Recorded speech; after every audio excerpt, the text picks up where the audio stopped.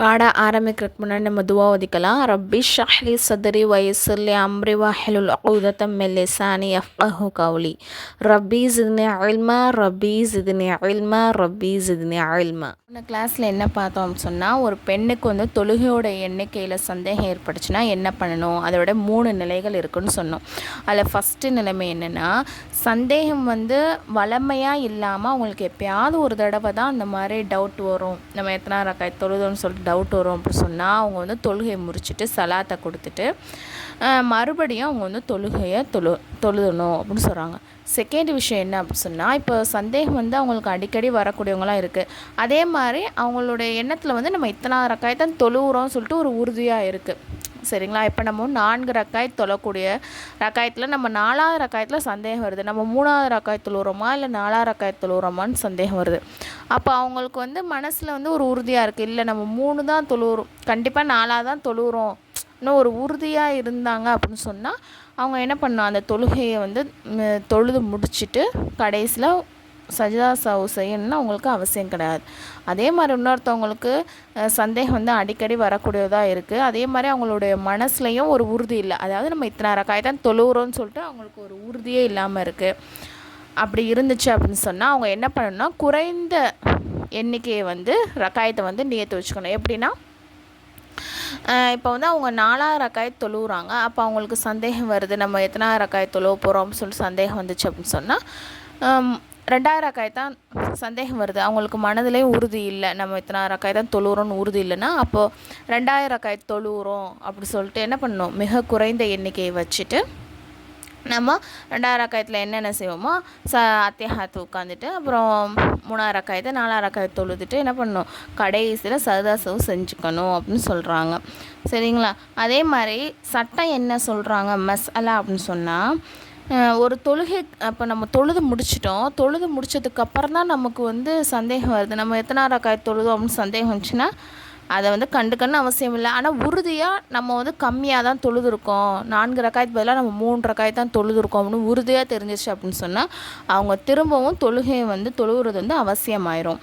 2வது சட்டம் என்ன அப்படின்னு சொன்னாங்கன்னா, இப்போ வந்து ஒரு பெண் வந்து ஏதோ ஒரு சிந்தனையில் மூழ்கி போய் ஃபர்லான விஷயத்தையோ இல்லை வாஜிபான விஷயத்தையோ தாமதப்படுத்திட்டாங்க அப்படின்னு சொன்னால், அவங்க சஜ்தா சஹ்வு செய்கிறது வாஜிப். உதாரணத்துக்கு தக்பீரை கட்டிட்டு ரொம்ப நேரமாக ஏதோ ஒரு சிந்தனையில் இருந்துட்டு அதுக்கப்புறம் அல்ஹம் சூரா இந்த மாதிரி ஓதுறாங்க, துணை சூரா ஓதுறாங்க அப்படின்னு சொன்னாங்கன்னா, அவங்க வந்து என்ன பண்ணணும், சஜ்தா சஹ்வு செய்வது வாஜிபாகும். இப்போது அந்த சஜ்தா சஹ்வை வந்து நம்ம எப்படி செய்யணும் அப்படின்னு சொன்னால், கடைசி இருப்பில் சரிங்களா, அத்தியாயத்தை ஓதிய பிறகு என்ன பண்ணால், வலது பக்கம் மட்டும் சலாம் கொடுத்துட்டு அப்புறம் என்ன பண்ணணும், 2 சஜ்தா பண்ணணும். நம்ம எப்போதும் சஜ்தாவில் என்ன துவா ஓதுவோமோ அதை ஓதணும். சரிங்களா? 3 தடவை ஓதிட்டு மறுபடியும் உட்காந்து அத்தியாயத்தை சலாவாத்து இஸ்திஃபார் எப்போதும் போல் ஓதிட்டு அப்புறம் 2 பக்கமும் சலாம் கொடுக்கணும். சரிங்களா?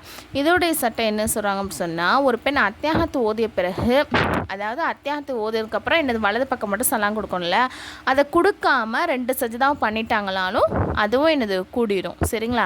அதே மாதிரி இன்னொரு என்ன சட்டம் சொல்கிறாங்க அப்படி சொன்னால், சஜ்தா சஹ்வு வாஜிபான ஒரு பெண் மறதியினால் 2 பக்கம் சலாம் கொடுத்து விட்டார், பிறகு ஞாபகம் வந்து சஜ்தா சஹ்வு செய்து விட்டாலும் தொழுகை கூடிவிடும். அதாவது அவங்க வந்து சஜ்தா சஹ்வு செய்யணும், அதை மறந்துட்டு அவங்க 2 பக்கமே சலாத்தை கொடுத்துட்டு இருக்காங்க அப்படின்னு சொன்னால் உடனே என்ன பண்ணணும், சஜ்தா சஹ்வு மட்டும் செஞ்சுக்கணும் அப்படின்னு சொல்கிறாங்க. சரிங்களா? ஒரு தொழுகையின் பல தடவை மறதியான பல தவறுகள் ஏற்பட்டு விட்டால் அந்த அனைத்து தவறுக்காக, அதாவது ஒரு தொழுகையில் நிறைய தவறு அவங்க பண்ணிட்டாங்க, அதாவது அல்ஹம் சூரா ஓதுறதுக்கு முன்னாடி துணை சூரா ஓதிட்டாங்க, அப்புறம் வந்து 2வது ரக்காயத்தில் அத்தியாயத்தை உட்காரல, இந்த மாதிரி பல தப்பு பண்ணினாலும் அவங்க வந்து ஒரே ஒரு தடவை அந்த 4 ரக்காயத்தில் 2-3 மிஸ்டேக் பண்ணிட்டாங்க அப்படின்னு சொன்னால் அவங்க ஒரே ஒரு சஜ்தா சஹ்வு பண்ணால் மட்டும் போதும். சரிங்களா? ஒவ்வொரு தப்புக்கும் ஒவ்வொரு சஜ்தா சஹ்வு பண்ணணும்னு அவசியம் இல்லை, ஒரு வக்த தொழுகையில். ஓகேவா? இப்போ இந்த பாடத்தில் உள்ள கொஷின் வந்து என்ன அப்படின்னு சொன்னால், சஹ்வு என்ற வார்த்தையின் பொருள் என்ன, சஜ்தா சஹ்வு எப்போது வாஜிபாகும், ரக்காயத்துகளின் எண்ணிக்கையின் சந்தேகம் வந்தால் என்ன செய்ய வேண்டும், சஜ்தா சஹ்வு செய்யும் முறை என்ன, தொழுகையில் 1க்கு அதிகமான மறதிகள் ஏற்பட்டால் அதன் சட்டம் என்ன. இது வந்து ஃப்ரீ முஅல்லமா கோர்ஸ். இதில் வந்து நான் சேரன்னு விருப்பம் உள்ளவங்க, அதாவது ஒன்லி லேடீஸ் மட்டும் இதில் வந்து ஜாயின் பண்ணிக்கோங்க. நான் வந்து கீழே டிஸ்கிரிப்ஷனில் வந்து டெலகிராம் குரூப்போடைய லிங்க் வந்து கொடுத்துட்றேன். அதில் வந்து ஜாயின் பண்ணிக்கோங்க. அதில் வந்து டீட்டெயில்ஸ் வந்து இருக்குது.